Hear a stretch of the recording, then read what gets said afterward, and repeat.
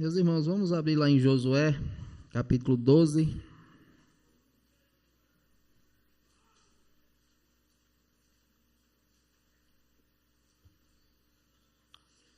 Vamos dar continuidade, a Josué.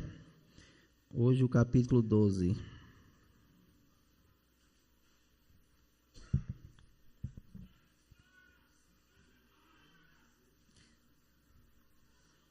Diz assim a palavra do nosso bom Deus: São estes os reis da terra aos quais os filhos de Israel feriram, de cujas terras se apossaram da além do Jordão, para o nascente desde o ribeiro de Arnon até o monte Hermon e toda a planície do oriente, Seom, rei dos amorreus, que habitava em Esbom, e dominava desde Aroé, que está à beira do vale de Arnon, e desde o meio do vale, e a metade de Gileade até o ribeiro de Jaboque, limite dos filhos de Amon, desde a campina até ao mar de Quinerete, para o oriente até o mar da Campina, o mar salgado, para o oriente pelo caminho de Bet-Gesimote, e desde o sul abaixo de Asdot Pisga, como também o limite de Og, rei de Bazã, que havia ficado dos Refaíns e que habitava em Astarote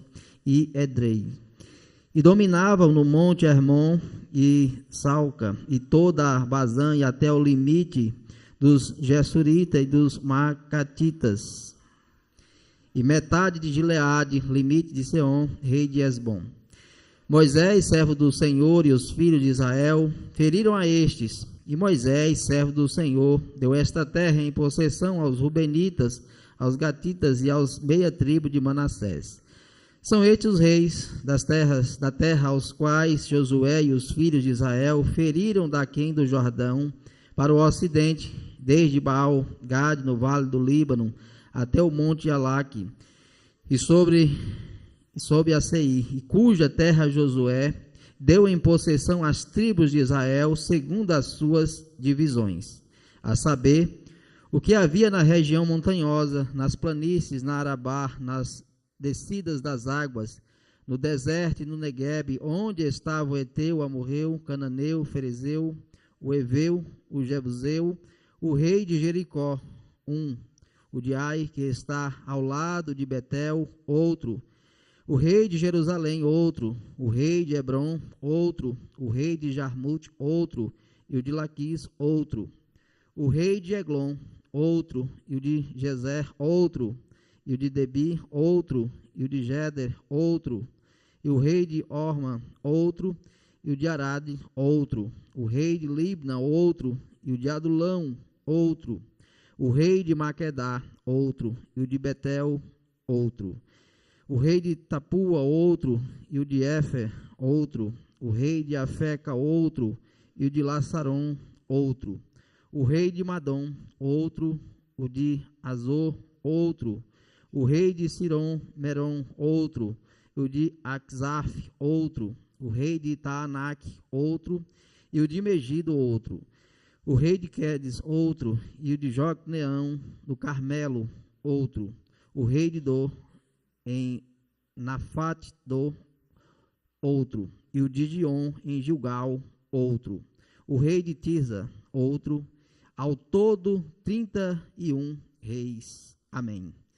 Mas vamos fazer ainda uma oração, pedindo ao Senhor que nos conduza nesse momento em que estaremos ouvindo a palavra do nosso Deus. Senhor, nós te pedimos, ó Pai, continue conosco no decorrer dessa noite. Continue, ó Pai, nos abençoando por meio da tua santa e preciosa palavra. Preciosa é essa a qual nós tanto necessitamos, ó Deus, de sermos orientados pela mesma, conduzidos e direcionados a vivermos segundo o teu querer e a tua santa vontade. Que o Senhor, assim, através da tua palavra, ó Pai, possa estar conduzindo cada vida, cada coração, de maneira que teu povo, nessa noite, mais uma vez, possa, ó Pai, ser fortalecido, revigorado pelo poder que há em tua santa palavra, Ao mesmo tempo, ó Deus, sabemos como necessitamos de que Teu Santo Espírito ilumine as nossas mentes, para que assim, ó Deus, sejamos conduzidos a compreender a Tua santa verdade, e ao compreendê-la, ó Pai, ao mesmo tempo, sejamos conduzidos a viver para honrar e glorificar o Teu santo e precioso nome. Que o Senhor assim continue conosco no decorrer dessa noite, nos abençoando, nos fortalecendo e nos conduzindo por meio da Tua santa e preciosa graça. É assim que oramos, agradecidos em nome e para a glória de Cristo. Amém. Meus amados, geralmente, né, o ditado entre os historiadores que conhecer o passado ao mesmo tempo nos ajuda a construir o futuro, né, ter uma compreensão, ou pelo menos, né, estar bem informado e procurar conhecer o passado, com certeza, né, nos serve como fundamento e como base para que o futuro seja conduzido, né, de uma forma talvez diferente, né, de maneira que não venhamos a cometer os mesmos erros que cometemos no passado, mas ao mesmo tempo também conhecer o passado nos conduz a reconhecer os grandes feitos, né, daqueles que vieram antes de nós. Tanto, né, há essa necessidade de reconhecimento dos feitos daqueles que lutaram e que fizeram algo, né, importante, é necessário, como também eu havia dito, a necessidade de não imitar ou de não copiar os mesmos erros, né, que foram assim cometidos. Há uma frase, né, de Isaac Newton, que na verdade não é exatamente dele, né, mas ele cita uma frase de outros que também citaram antes dele. Ele diz o seguinte: se eu vi mais longe, foi por estar sobre os ombros de gigantes. Ou seja, o que ele quis dizer com essas palavras, que se ele chegou tão longe, foi pelo fato de ter usufruído e desfrutado de conhecimento de gerações passadas, que acabaram lhe servindo como que gigantes, lhe conduzindo e dando a possibilidade de que ele, em sua época, pudesse ver um pouco ainda mais distante do que aqueles que viveram no passado. Então, observe que nós estamos sempre cercados, né, cercados a cada instante e desfrutando de conhecimento daqueles que vieram antes de nós. Não somente, né, em relação ao conhecimento, mas em especial pelo trabalho daqueles que lutaram e que procuraram viver para o Senhor antes, né, de nós, gerações passadas.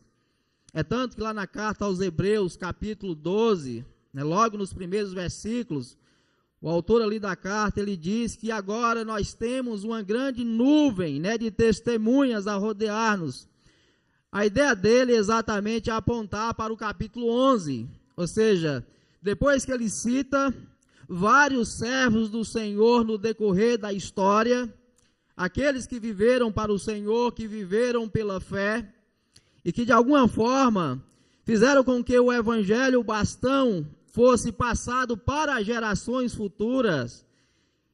Então, quando ele chega no capítulo 12, é como se ele dissesse: olha, agora em nossa caminhada, em nossa jornada, olhamos para trás e vemos que há essa grande quantidade de testemunhos daqueles que viveram antes de nós e que ao mesmo tempo também aguarda e espera que nós percorramos a mesma carreira e sigamos os seus passos, tendo como objetivo, como alvo, aquele que é o autor e consumador da nossa fé, o nosso Senhor Jesus. Então, a ideia de transmitir para as gerações futuras o que recebemos, né, transmitir a fé, inclusive nós até temos estudado, né, um pouco disso nas quintas-feiras, acerca dessa necessidade, né, de que a fé seja transmitida às gerações futuras. É aquilo que Paulo diz, né, lá na segunda carta a Timóteo, quando ele vai dizer que combateu o bom combate, completou a carreira, guardou a fé. Ou seja, esse é o cenário que nós temos diante de nós, o povo sendo conduzido por Josué, ao mesmo tempo também é a mesma realidade que nós, como servos do Senhor, vivemos diariamente, em toda a nossa vida, em todo o nosso percorrer como servos do Senhor. Devemos viver sempre com essa preocupação, com essa finalidade, deixar algo para gerações futuras, ou seja, transmitir o que recebemos, de maneira então que nós sejamos fiéis. É tanto que no capítulo 3 em diante, Josué, ele tanto reconhece ser já de idade bem avançada, como o próprio Deus também diz a ele, como que dizendo: olha, Josué, a sua carreira já chegou, ou seja, o seu momento agora é a hora de passar esse bastão para os demais, para as gerações que virão. Agora serão eles que darão continuidade à conquista da terra prometida. Olhando um pouco, meus amados, o contexto aqui do capítulo 12, geralmente, nesses capítulos, tanto o capítulo 12 como também o capítulo 13, ele nos traz aqui uma grande sequência, né, de cidades, uma grande repetição, né, de lugares que, na verdade, já foram citados nos capítulos anteriores. Alguns acabam, na verdade, até mesmo pulando esse capítulo, talvez pela dificuldade de não encontrar, né, uma ideia central, né, para que possa ser trabalhada. Mas é claro que ele tem, né, tem sim lições a nos oferecer. Ao mesmo tempo, esse capítulo, por mais que haja aqui uma sequência, né, repetitiva de cidades, de lugares que tenham sido conquistadas pelo povo do Senhor no passado, e aqui na verdade o que é feito no capítulo 12 é uma espécie de resumo. Ele traz um resumo aqui de tudo aquilo que foi traçado nos primeiros capítulos. Geralmente Josué é dividido dessa forma, né? Até o capítulo 12, nós vemos aqui o período das conquistas, e o capítulo 12 é exatamente esse resumo das conquistas feitas pelo Senhor. A partir do capítulo 13, o que nós vemos é o Senhor dar continuidade, mas agora a continuidade em relação à divisão da terra prometida. Ou seja, as principais conquistas já foram efetuadas, mas a partir do capítulo 13, cada família, cada tribo deverá agora se estabelecer em cada uma das heranças que cada uma delas irão receber diante do Senhor. Ao mesmo tempo também, né, que nós estamos, e vemos que aqui há traçar essa conclusão, ou pelo menos esse resumo daquilo que foi feito nos capítulos anteriores. Nós sabemos que esse capítulo também nos conduz, como eu havia dito lá no início, nos conduz a meditar nos feitos do Senhor. Ou seja, nos conduz a rememorarmos aquilo que o Senhor fez para com o seu povo no decorrer da história. Nos lembra um pouco aquilo que está dito lá no Salmo 77, né, do verso 11 ao versículo 15. O salmista, ele diz: recordo os feitos do Senhor, pois me lembro das tuas maravilhas da antiguidade. Considero também nas tuas obras todas e cogito dos teus prodígios. O teu caminho, ó Deus, é de santidade. Que Deus é tão grande como o nosso Deus? Tu és o Deus que opera as maravilhas, e entre os povos tem feito notório o teu poder. Com o teu braço remiste o teu povo, os filhos de Jacó e de José. Então o capítulo 12 nos chama ao mesmo tempo para relembrarmos aquilo que já foi feito nos capítulos anteriores, e ao mesmo tempo nos conduz a perceber que até aqui nos ajudou o Senhor. Nos conduz a perceber que em toda essa caminhada, seja de Josué juntamente com o povo de Israel, nos conduz a perceber que em todo esse percurso, a cada instante o povo estava sendo conduzido, fortalecido e direcionado pelo Senhor. De maneira que as conquistas, aquilo que eles vieram então finalmente conquistar mediante guerras, mas também, é claro, mediante a ação poderosa e soberana do Senhor. O capítulo 12, então, aponta e demonstra que sem essa graça do Senhor, sem essa intervenção do Senhor, sem essa condução do Senhor em todo o percurso dessa história, esse povo jamais seria conduzido a herdar a terra prometida e de maneira alguma eles seriam então conduzidos a tomar posse daquilo que o Senhor finalmente havia prometido ao seu povo. Então esse é o tema que nós iremos tratar nesse capítulo. Até aqui nos ajudou o Senhor, ou seja, nessa carreira cristã, nesse percurso, nessa caminhada, percebemos que a todo instante é o Senhor que tem nos sustentado. Nos primeiros versículos, do versículo 1 ao versículo 6, ele nos traz aqui um resumo daquilo que fora conquistado pelo próprio Moisés, ou seja, a região leste do Rio Jordão. Os irmãos se lembram que primeiramente Moisés, na liderança do povo de Israel, ele conquista algumas regiões antes deles atravessarem o Rio Jordão, a região ali da Transjordânia. Então o capítulo 12 primeiramente procura trazer essa lembrança, de maneira a demonstrar que aquilo que Josué também agora passa a conquistar juntamente com o povo de Israel, ela tem o seu início não somente aqui, mas desde aquilo que já fora traçado pelo Senhor, desde o momento lá em que o próprio Deus conduziu o próprio Moisés nas conquistas e naquilo que Deus havia feito e demonstrado para com o seu povo. Logo no versículo 1, ele já nos traz essa lembrança: são estes os reis da terra aos quais os filhos de Israel feriram, de cujas terras se apossaram, da além do Jordão, para o nascente, desde o ribeiro de Arnon, até ao monte Hermon, e toda a planície do Oriente. Observe que a preocupação dele, ao mesmo tempo, é traçar esse paralelo, ou seja, Moisés dando continuidade com Josué, e assim o Senhor, em todo o decorrer do Antigo Testamento, sempre vai haver esse traçado do Senhor conduzindo os seus servos, tendo como propósito dar continuidade à conquista da terra prometida. Como eu disse, ele vai citando aqui aquilo que já fora conquistado, em períodos anteriores, mas só trazendo aqui algumas observações. Por exemplo, no versículo 2, ele vai falar acerca da região de Gileade, lá no versículo 2, Seom, rei dos amorreus, que habitava em Esbom, e dominava desde o Aroé, que está à beira do vale de Arnon, e desde o meio do vale, e a metade de Gileade.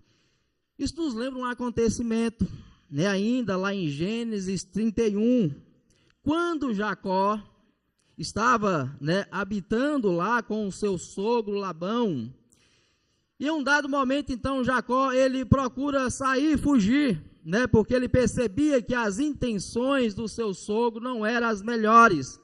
Pelo contrário, a cada momento ele estava tentando trapacear o próprio Jacó, que já tinha ele mesmo esse nome, esse sentido, aquele que era trapaceiro.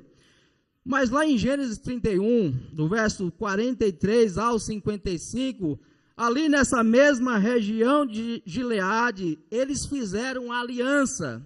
Os irmãos se lembram que Jacó ele foge e finalmente então é alcançado por Labão.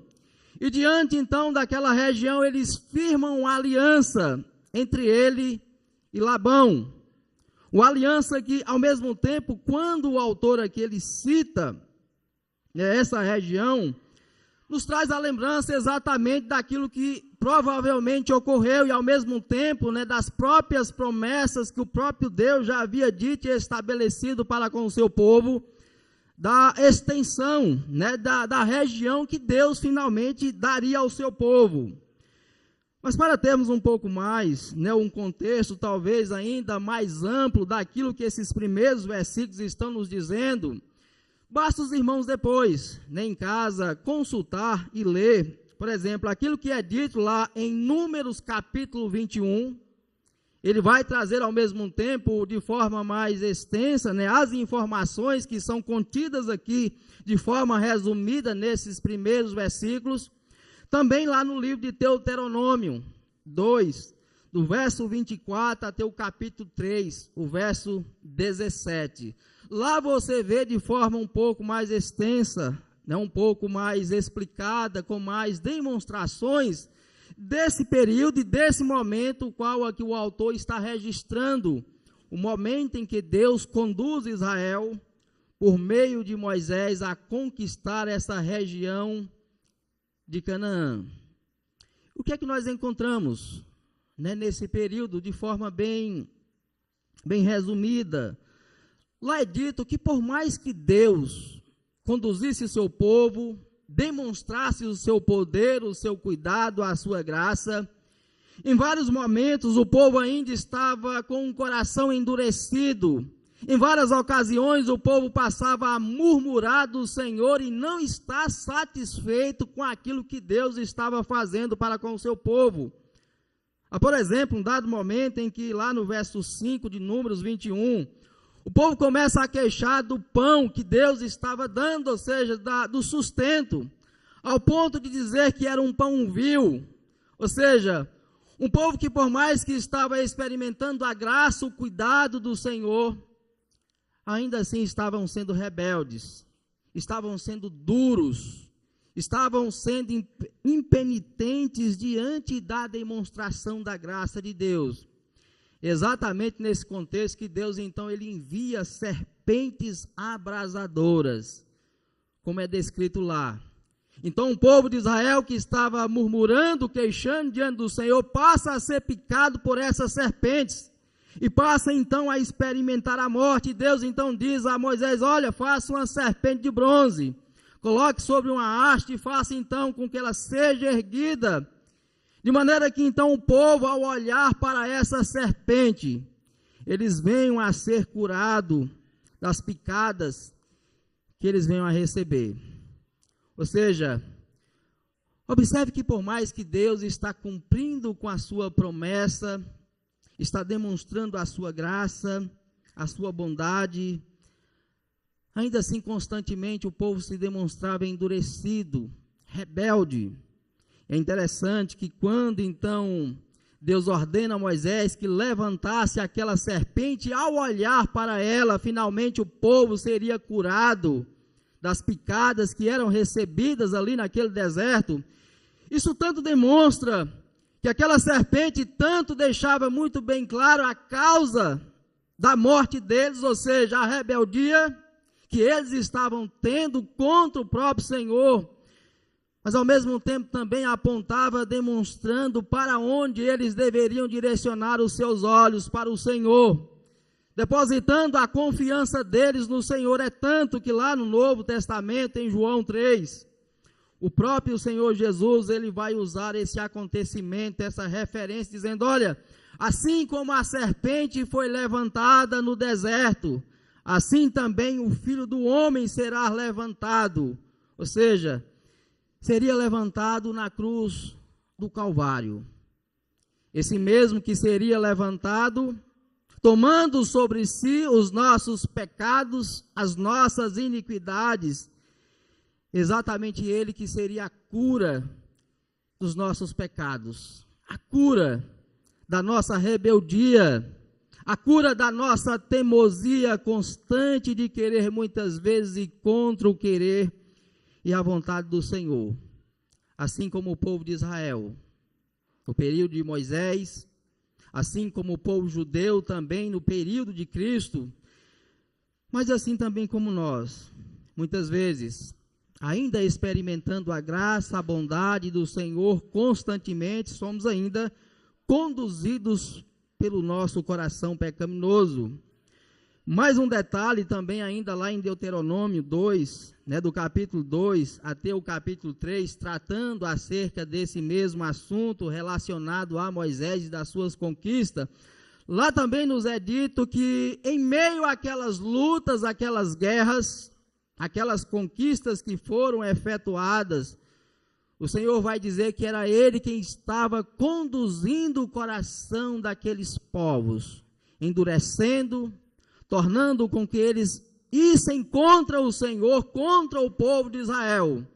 Porque a finalidade do Senhor era exatamente essa, fazer com que ao lutarem contra Israel, eles fossem destruídos e totalmente consumidos pela ira do Senhor. E assim então finalmente fizesse com que o Senhor conduzisse os seus planos e os seus propósitos. Ou seja, isso nos demonstra a soberania de Deus. Ou seja, aquele que está conduzindo os acontecimentos, aquele que está direcionando todos os acontecimentos no decorrer da história. Um Deus que governa, um Deus que conduz, um Deus que efetua o seu querer e a sua soberana vontade. A segunda parte, então, desse capítulo 12, que é do verso 7 até o verso 24, nós vemos aqui o texto tratar acerca dessas conquistas recentes, né, que nós já ouvimos nas pregações até o capítulo 11, a região agora a oeste do Jordão, ou seja, se Moisés havia conquistado as terras a leste do Jordão, é descrita agora as demais regiões, as cidades, os campos, as montanhas que foram então finalmente conquistadas por Josué. Trazendo aqui, meus amados, só uma nota, né, uma nota até histórica, né, e talvez depois algum irmão também queira pesquisar um pouco mais acerca desse assunto. As cidades aqui citadas, tanto aquelas que foram conquistadas por Josué e também outras conquistadas pelo próprio Moisés, Canaã era uma região de cidades-estados, ou seja, cada uma dessas cidades tinha os seus próprios governadores, de alguma forma um pouco independente, só que todos eles ainda permaneciam subordinados a Faraó, ao Egito. Eram cidades-estados, mas que no geral era Faraó quem governava toda essa região. Há uma grande quantidade, né, uma coletânea de escritos chamados de cartas de Amarna, que é uma grande quantidade de escritos, né, em argilas, né, tábuas de argila, que foram registrados várias cartas desses reis, que foram enviadas para o faraó naquele período. E é interessante que são cartas que correspondem exatamente a esse período que Josué está sendo conduzido a conquistar a terra prometida. E dentre essas várias cartas, depois você pode pesquisar, você encontra, né, ainda o registro dessas cartas hoje em um livro. Há vários pedidos a Faraó, mas um dos pedidos feito por várias dessas cidades são pedidos de socorro. Eles pedindo socorro porque um determinado povo chamado de Abiru está invadindo Canaã, e eles então, como servos ou como cidades subordinadas a Faraó, eles começam a pedir socorro. Diante disso, desse registro, alguns então vai começar a dizer que provavelmente esses Abiru, ou seja, esse povo que era descrito como um povo nômade que estava começando a invadir a terra de Canaã, alguns estudiosos vão dizer que era o povo hebreu. E que provavelmente também havia outros povos, mas em especial o povo hebreu. Ou seja, esse mesmo povo que passa então a invadir Canaã, tomar cidade por cidade, e que, é claro, causou diante daquelas nações, diante daqueles povos, um grande temor, né? Tanto que quando nós lemos Josué, constantemente vai sendo descrito que eles foram tomados pelo pavor, pelo medo. Tendo isso em mente, meus irmãos, nesses versículos nós temos tanto, né, o registro das cidades na região sul de Canaã, que vai do verso 9 ao 16, como também as cidades do norte, né, de Canaã, do verso 17 ao 24. Eu não vou, é claro, citar, né, aqui cidade por cidade, mas a minha finalidade agora nessa segunda parte, né, das conquistas de Josué, e diante do cenário, é relembrar aquilo que Deus ele fez para com o seu povo até aqui. Eu acho que é exatamente essa a finalidade desse capítulo, trazer à memória os grandes feitos do Senhor. E diante disso, então, eu quero tirar algumas lições que nós já vimos nos capítulos anteriores, de maneira, então, que diante dessas lições, nós sejamos, então, finalmente e novamente fortalecidos e conduzidos a perceber que, de fato, até aqui, o Senhor tem ajudado e sustentado o seu povo. A primeira coisa que nós vemos logo de imediato no capítulo 1, ou no início, né, do próprio livro de Josué, é o Senhor ordenando Josué que ele deveria ser forte e corajoso. Ou seja, ao mesmo tempo ele deveria ser tomado pela mesma coragem diante daquilo que o próprio Deus estava falando para com ele, para com o povo de Israel. Deveria então ter a esperança firmada nas promessas que Deus havia dito ao seu povo, e que de maneira alguma essas promessas iriam falhar. Mas para tal, era necessário que eles tivessem a palavra do Senhor como sendo o firme fundamento daquilo que iria conduzi-los à conquista da terra prometida. E diante disso, eles não poderiam pegar atalhos, ou seja, eles não poderiam pegar outros meios, tentar outros caminhos que não fosse exatamente aquele que Deus estava ordenando a eles. Ter a palavra do Senhor, a vontade do Senhor como sendo o firme fundamento que iria conduzi-los. É interessante que no próprio capítulo 11, né, que fecha então essa primeira parte, foi exatamente essa a parte mais enfática, né, do capítulo 11, no versículo 15, quando diz que Josué fez tudo como o Senhor havia lhe ordenado. Então, se esse povo quisesse então finalmente conquistar a terra e ver as promessas de Deus sendo estabelecida, era necessário que a palavra do Senhor fosse levado a sério. É o que nós vemos no capítulo 1, versos 6 ao 9. Eles deveriam observar a lei do Senhor. Ou seja, eles só seriam bem-sucedidos quando finalmente a palavra do Senhor, a vontade do Senhor se tornasse uma verdade imutável para a vida deles. Isso também foi visto na própria conquista de Jericó. O Senhor havia dado orientações e demonstrado ao povo como então finalmente aquela cidade impenetrável poderia então finalmente ser destruída, por mais que as suas muralhas fossem seguras e firmes. A única coisa que eles deveriam fazer era tão somente seguir as orientações do Senhor. Por mais que aquelas orientações até parecessem um pouco repetitivas, rodear a cidade por 6 dias, e em cada dia dar uma volta completa na cidade, nas muralhas, e no 7º dia, então, finalmente, dar 7 voltas em torno daquela cidade. Isso nos aponta exatamente para essa realidade. Se quisermos ser bem-sucedidos na nossa caminhada cristã, em nosso crescimento, na nossa luta constante em meio às batalhas que nós enfrentamos, nós não podemos pegar atalhos. Devemos seguir a palavra do Senhor. Devemos ter a palavra do Senhor como sendo a nossa bússola, aquela que nos conduz, aquela que nos aponta o caminho. Ao mesmo tempo também, nós não podemos ser levados por aquilo que vemos. Não podemos ser levados meramente pelos nossos olhos.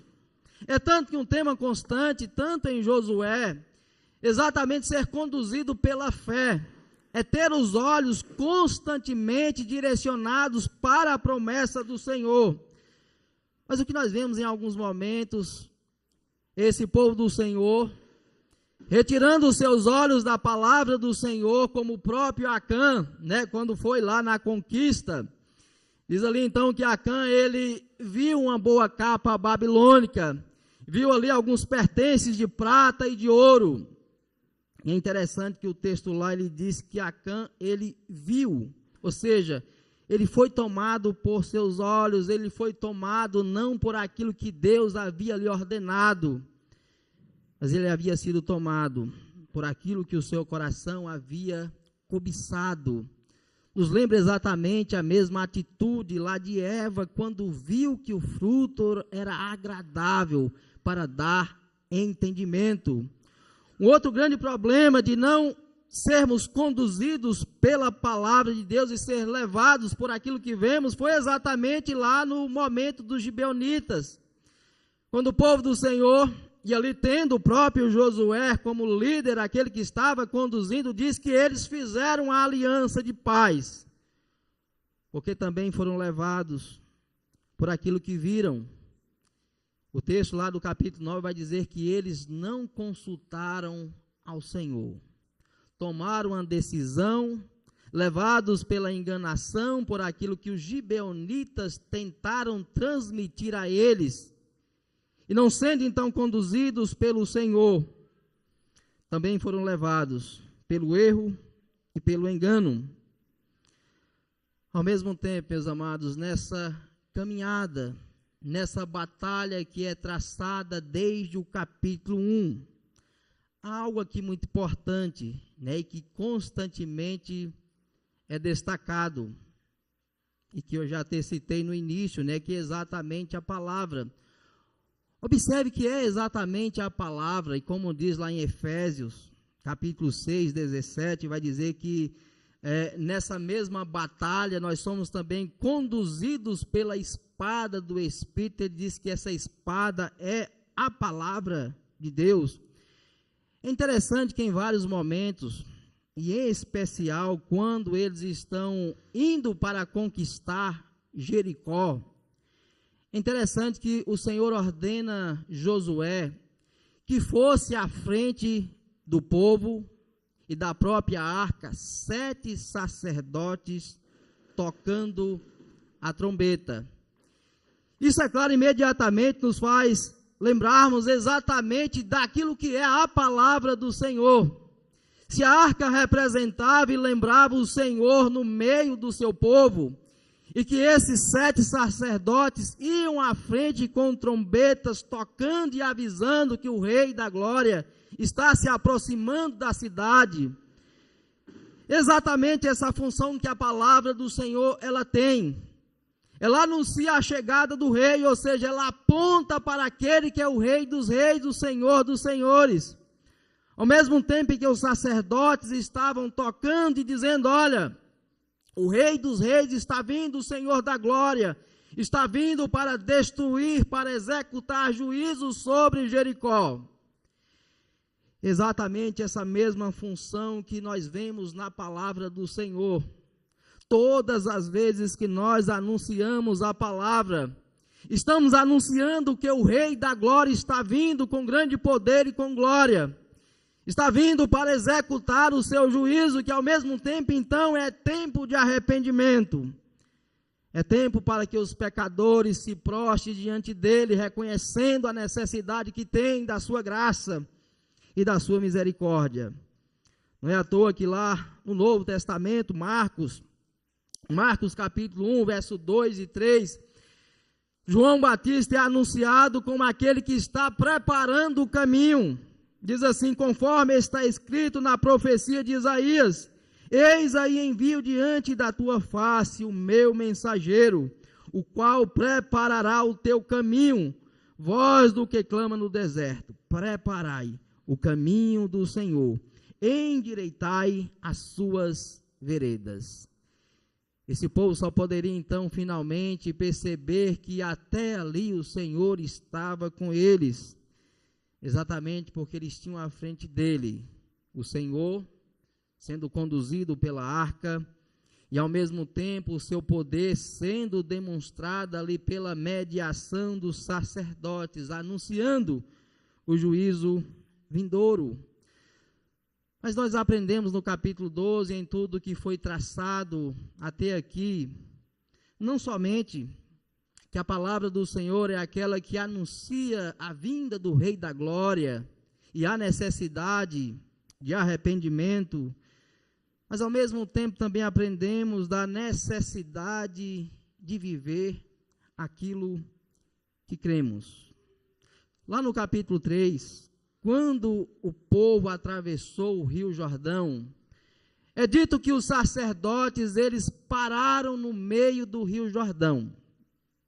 Ali, ao mesmo tempo, também nos aponta para essa grande verdade, ou seja, a verdade de que eles, como sendo aqueles que estavam abrindo o caminho e conduzindo o povo a estar atravessando o Rio Jordão, eles mesmos, por sua atitude de fé, pararam no meio do rio e demonstrando a todo o povo de Israel que eles poderiam sim confiar, porque ao mesmo tempo aqueles que estavam responsáveis por conduzir o povo, por liderar o povo e por trocar as trombetas e carregar a própria arca, eles mesmos estavam demonstrando em atitude de fé e de confiança de que as águas daquele rio não iriam consumi-los. As águas daquele rio não iriam então afogá-los, mas pelo contrário, eles poderiam ter a plena certeza de que Deus garantiria que eles atravessariam o Rio Jordão a pé enxuto. Observe então, meus amados, que há necessidade da nossa parte nessa caminhada, nessa luta constante que temos, de fazer com que aquilo que cremos se torne visível por meio do nosso viver, de maneira que os nossos atos, as nossas palavras possam corresponder exatamente à demonstração daquilo que nós professamos. Novamente, relembrando João Batista, lá em Marcos, capítulo 1, verso 6, ele vai nos descrever ali as vestes e a forma como o próprio João Batista, ele se vestia e também se alimentava. É interessante essa caracterização de João Batista, porque também tem uma finalidade. E aponta para o quê? Aponta exatamente para o conteúdo da sua mensagem.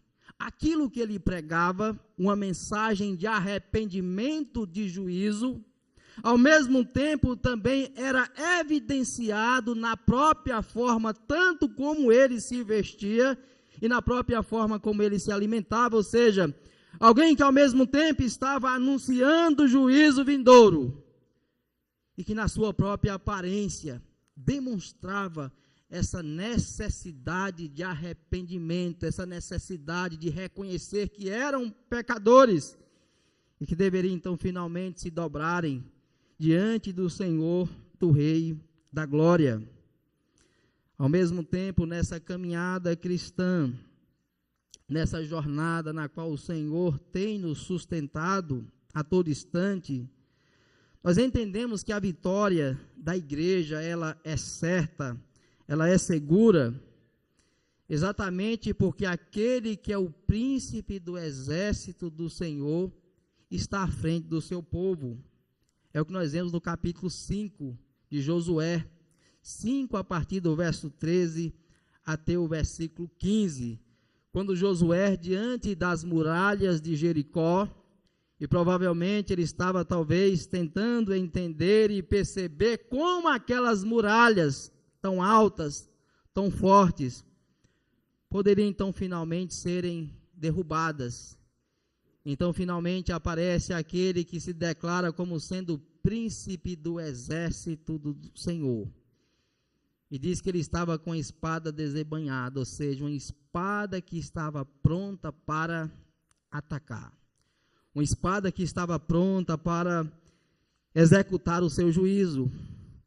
Então, quando nós chegamos no capítulo 12, o que ele procura nos demonstrar é como o Senhor, em todo esse percurso, exatamente esse general, esse príncipe que tem conduzido o seu povo, que tem demonstrado o seu poder, e os demais capítulos, o próprio capítulo 10, demonstra exatamente esse poder do Senhor, tanto fazendo com que o tempo ali parasse. Lá no próprio capítulo 10 vai dizer que nunca houve na história um dia como aquele, De maneira que ele também fez com que chovesse chuvas de pedras, para que o povo, ou os inimigos do povo do Senhor, finalmente pudesse ser derrotado. Então tudo isso, meus amados, demonstra que até aqui o Senhor tem ajudado e fortalecido o seu povo. E se finalmente então o Senhor é aquele que está à frente do seu povo, é aquele que está conduzindo o seu povo, os primeiros capítulos então nos demonstra que o Senhor está no meio do seu povo. Quando nós lemos lá no capítulo 1, do verso 1 ao 5, essas é exatamente as palavras. O Senhor jamais deixaria o seu povo, jamais desampararia o seu povo. Também no próprio capítulo 3, verso 10, o Senhor vai dizer que estava no meio do seu povo. Em alguns momentos, quando então finalmente parecia, como no próprio capítulo 11, que os inimigos do povo do Senhor eram muito mais numerosos, o Senhor aquieta o coração de Josué e demonstra pelos feitos que aquele que estava com eles era muito maior do que a multidão que se levantava contra o seu povo. Diante disso, então, nós podemos descansar. Ou seja, também é um tema que constantemente vai sendo apresentado em Josué. O povo encontrou descanso, a terra encontrou descanso, porque nos demonstra que o verdadeiro descanso que tanto almejamos e procuramos é exatamente o Senhor. É somente nele, então, que a nossa alma pode encontrar repouso. E por mais que o povo estava conquistando a terra, por mais que o povo pudesse, então, finalmente receber as suas heranças, eles deveriam entender que o verdadeiro descanso deles só poderia ser encontrado no Senhor. É o que nós vemos lá em Crônicas, segundo livro das Crônicas 14, quando no período do rei Asa, diz então que pelo fato dele ter buscado ao Senhor e estabelecido a verdadeira adoração, finalmente a terra pôde ter paz, a terra pôde descansar, porque Asa e o povo de Israel encontrou descanso no Senhor. Devemos entender também, meus amados, que nessa batalha, nessa luta, a verdadeira força nós encontramos no Senhor. E lembramos disso lá no capítulo 11, quando o Senhor ordenou a Josué e ao exército que não se utilizassem dos cavalos e dos carros que seriam conquistados. Lá vai dizer que eles deveriam jarretar os cavalos, ou seja, torná-los inúteis. Porque por mais que eles pudessem talvez usá-los como armas de guerra, eles jamais encontrariam segurança e força, a não ser que tão somente continuassem dependentes do cuidado e da força do Senhor.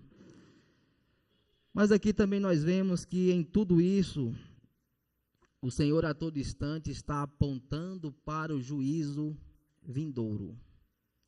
Vemos povos serem destruídos, nações sendo derrotadas. A todo instante o Senhor está executando o seu juízo sobre os pecadores. De maneira que aquele que está vindo para conquistar e tem conquistado as nações, ao mesmo tempo por meio da sua palavra, do seu evangelho. Mas tudo isso nos aponta que haverá também um dia de acerto de contas. Um dia em que então finalmente o pecador se colocará diante daquele que é o juiz de toda a terra.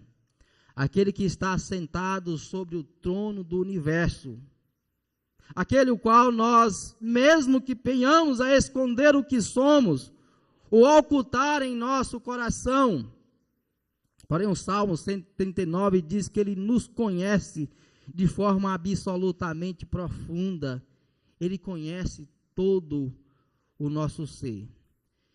De maneira que por mais que tentemos, jamais conseguiremos fugir dos seus olhos. Jamais conseguiremos nos ausentar da sua presença.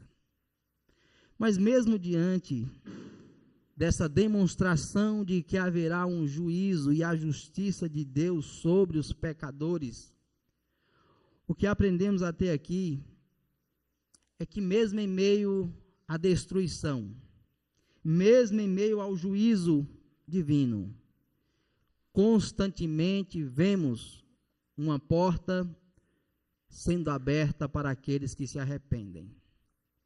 Vemos sempre Deus demonstrar que a sua misericórdia triunfa sobre o seu juízo para aqueles que reconhecem que são pecadores. Seja Raabe reconhecendo e percebendo que Deus era o Senhor daquela terra, ela então se rende a esse Senhor. E mesmo diante da destruição de Jericó, ainda assim, ela pôde encontrar graça e misericórdia. Mas não somente ela, vemos também os próprios gibeonitas, que mesmo diante de um engano, no qual eles procuram enganar o povo de Israel, mas mesmo diante daquela maldição, qual eles são conduzidos a serem servos, porém servos na casa do Senhor. Nós podemos ver que no decorrer da história de Israel, ali com certeza era o melhor lugar em que qualquer um poderia estar. Inclusive, esse é o desejo constante expresso pelos salmistas, o próprio rei Davi. Ele vai dizer que ele preferia ser como servo, estar à porta da casa do Senhor, do que estar em qualquer outro lugar. Então, mesmo diante do juízo e da justiça de Deus, em todo o que temos visto até aqui, a sua misericórdia também tem sido demonstrada constantemente. Então, meus amados, só concluindo, o que nós vemos então nesse capítulo nos conduz a entender que na expansão do reino do Senhor, nos vem à memória exatamente aquilo que Paulo nos descreve lá na primeira carta aos Coríntios, no capítulo 3, em que ele vai dizer que ele e todos os demais que estão nessa caminhada, que estão nessa luta constante, são meros cooperadores, instrumentos. Mas quem de fato dá o verdadeiro crescimento da igreja é o Senhor. Então que nós possamos, ao mesmo tempo, entender que somos instrumentos e que devemos deixar assim um legado para gerações futuras. Mas até aqui, devemos sempre lembrarmos e reconhecermos que até aqui nos ajudou o Senhor. Que assim possamos prosseguir em sua graça. Amém.